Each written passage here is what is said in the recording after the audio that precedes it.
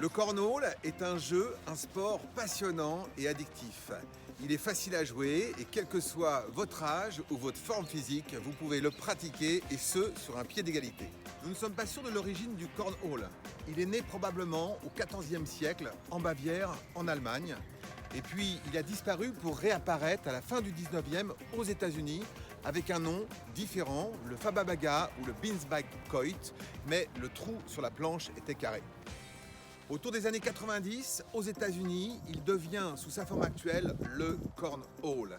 Aujourd'hui, il y a 1 million de licenciés et 600 professionnels.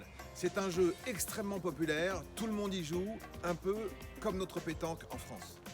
Le jeu est simple, on joue avec des sacs de 450 grammes qui, à l'origine, sont remplis de maïs. Aujourd'hui, on peut aussi trouver des billes de résine à l'intérieur.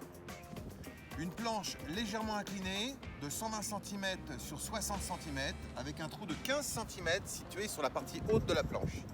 On joue à 1 contre 1 ou 2 contre 2 en lançant une série de 4 sacs, chacun son tour. La distance officielle est de 8,20 m, mais vous pouvez bien sûr ajuster cette distance en fonction de votre niveau. L'objectif est d'atterrir sur la planche et si possible dans le trou.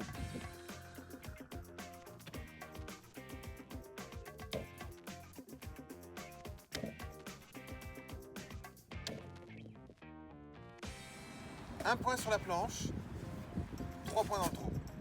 Et si c'est votre adversaire qui vous pousse dans le trou, eh bien les 3 points sont aussi pour vous.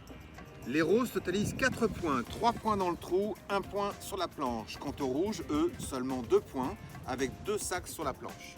Les roses totalisent 4 points, les rouges 2 points. Ce sont sur ce round les roses qui vont marquer la différence, c'est-à-dire 2 points. Et c'est le premier arrivé à 21 qui a gagné.